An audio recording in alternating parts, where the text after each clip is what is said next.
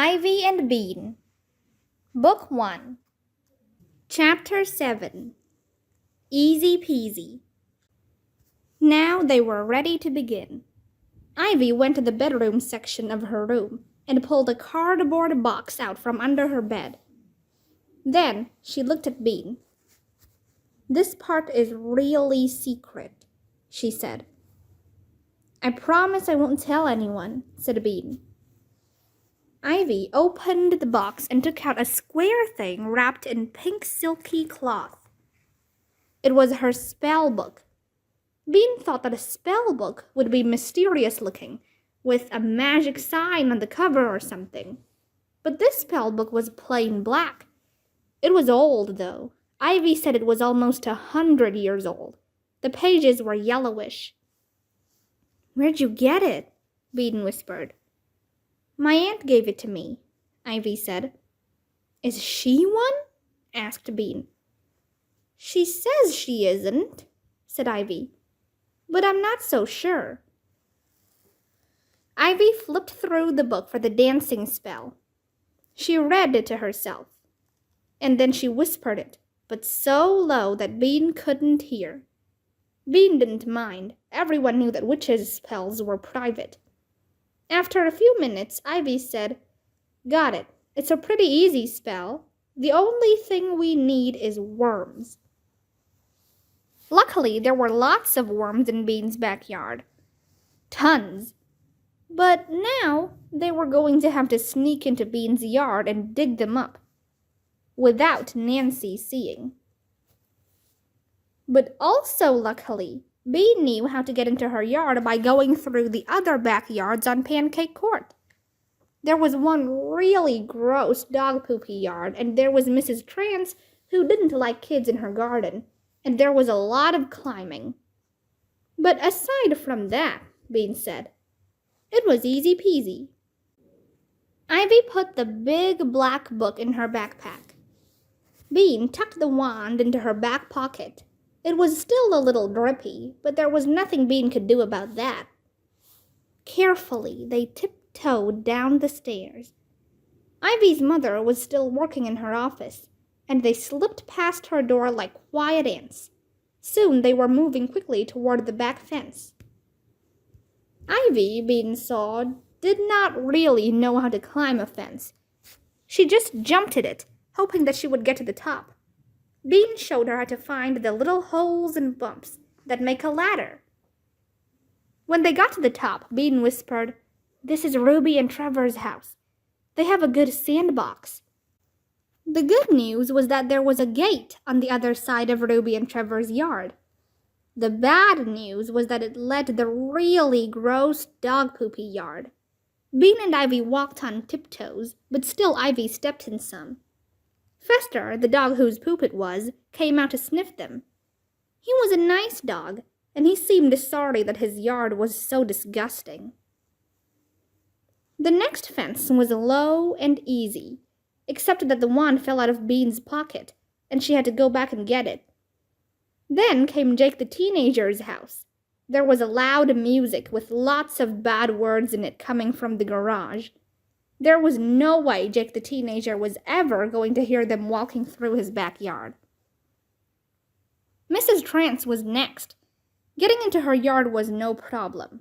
Ivy and Bean climbed over the stone wall and dropped down onto her lawn. Everything in Mrs. Trance's yard was perfectly neat. Her tulips were lined up in rows. Her apple tree was tied so that its branches grew flat. Her bird bath had no birds in it. "If Mrs. Trance sees us, she's going to be really mad," said Bean. Bean knew this garden. It was very long, and there was no way to go around it. "Is she going to throw rocks at us?" asked Ivy. She looked a little scared. "No, she just talks, but it's worse than throwing rocks." Bean sighed. "Maybe she's not home." But Mrs. Trance was home.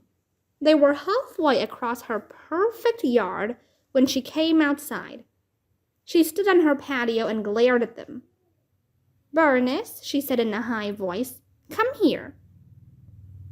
Bean took a few steps toward the patio. "Closer, please, Bernice. It seems that we need to have another one of our little talks." Ivy came and stood beside Bean next to the patio. "Who are you?" said Mrs. Trance, frowning at Ivy's white witch face. "My name is Ivy," said Ivy. "Well, Ivy, children are not allowed in my garden. Maybe you can teach your friend Bernice that." Mrs. Trance gave a short, dry laugh. "Because Bernice does not seem to be able to remember it by herself, do you, Bernice?" "I remember, Mrs. Trance, but it was just sort of an emergency," said Bean. "I'm sorry." "Usually, when you say you're sorry, people say something nice back to you. Not Mrs. Trance. She said, 'I don't think you're sorry, Bernice. If you were sorry, you wouldn't keep coming into my garden when I have asked you not to. Do I need to call your mother again?'" She smiled in an unfriendly way. Bean heard Ivy sucking in her breath. "She's about to do something," thought Bean. "I'm going to throw up," Ivy said loudly. "Yuck," thought Bean, whirling around to see. Ivy looked at her and crossed one eye a tiny bit. Bean looked closely at Ivy. Then she said, "That's the emergency I was telling you about, Mrs. Trance." Mrs. Trance looked worried. Ivy burped. It sounded horrible. Mrs. Trance jumped back. Go home, run." "That's what we were trying to do, Mrs. Trance," Bean said sweetly. She was having a good time watching Mrs. Trance's face. "Go now," yelled Mrs. Trance. Ivy gagged. Mrs. Trance ran inside her house and looked at them through a window. She waggled her hand to shoo them away. "We'll be going now, Mrs. Trance," called Bean. She waved goodbye as she and Ivy walked away. Ivy gave one more disgusting burp, just for fun. Bean tried to hold her laughs in, but they came out her nose. And then Ivy couldn't hold her laughs in either. It was a good thing they were in the next yard by then. It really was easy peasy after that. They went across Kalia's yard. Kalia was in her high chair at the kitchen window. She waved her spoon at Bean. Bean waved back, and then put her finger to her lips. "Shh," she whispered. Finally, they came to Bean's own yard. Chapter 8. Bean's Backyard. "You peek over, see if Nancy's there," said Bean. "She might be in the yard looking for me." Ivy nodded and stood up. She could just see over the fence. "I don't see anyone," she said. "Then they're probably out looking for me," said Bean. She pictured her mom and Nancy with worried faces. "I've been gone for a long time." "Let's go get the worms," said Ivy, pulling herself over the fence. Bean's backyard was a big rectangle. There was a nice part with flowers and neat grass. And then there was a messy part with lumpy grass and a trampoline and a playhouse that Bean had had since she was little. She could barely fit inside it anymore. There was stuff lying all over the messy part. Hula hoops, balls, arrows, shovels, buckets, and a broken stilt. Bean had really hurt herself that time. The worms were in the messy part, over next to the playhouse, where the ground was wet. Ivy and Bean grabbed shovels and a bucket and got to work. At first, there was just a lot of mud. Then there was mud and a few worms. But the more they dug, the more worms they found. 6, 10, 13 worms. The worms oozed and curled through the mud.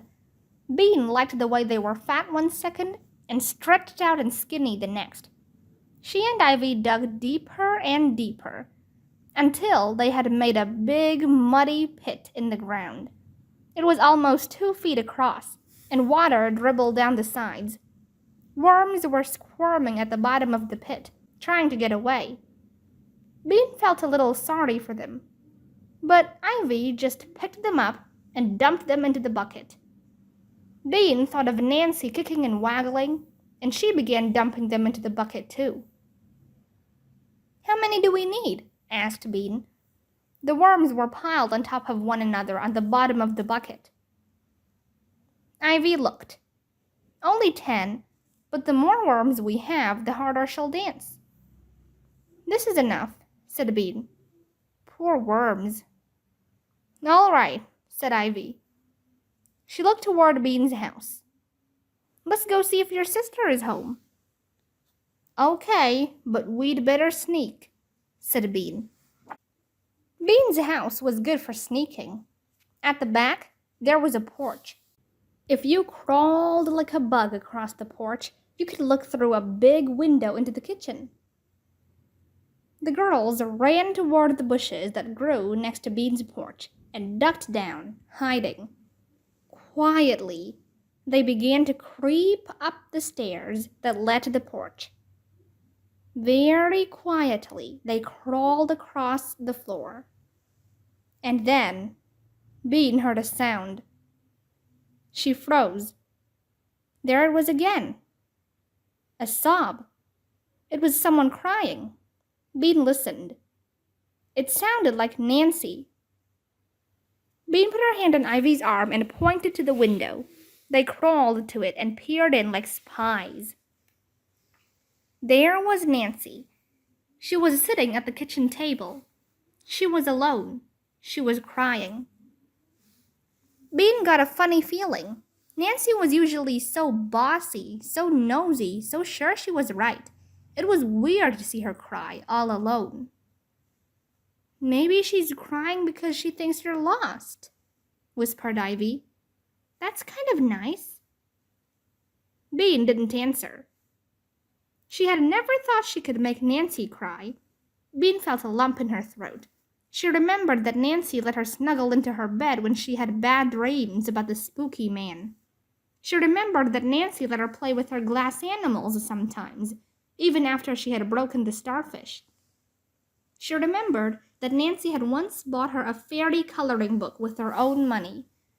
Bean looked at the tears rolling down Nancy's cheeks. Poor Nancy, Bean sniffed.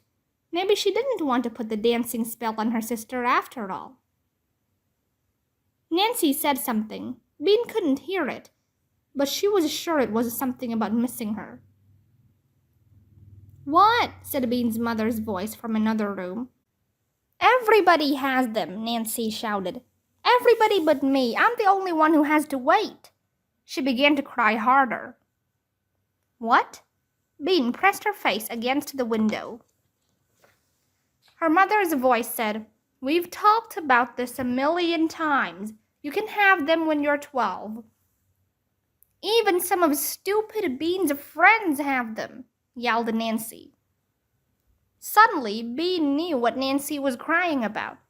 "She's not sad about me at all. She's crying about pierced ears," hissed Bean to Ivy. Bean got mad, really mad. She was even madder than she had been when Nancy tried to drag her into the house. Bean was so mad she forgot all about being sneaky. She stood up and banged on the window with her fist. "You're a big turkey," she yelled. Nancy stared and then jumped up. Hey, Mom, Bean's back. Get in here, Bean Breath." She flashed out the back door before Bean could even begin to run. In 2 seconds flat, she had Bean by the arm and was pulling her in the door. "Just wait till Mom gets hold of you," she was saying. "You're going to be in so much trouble."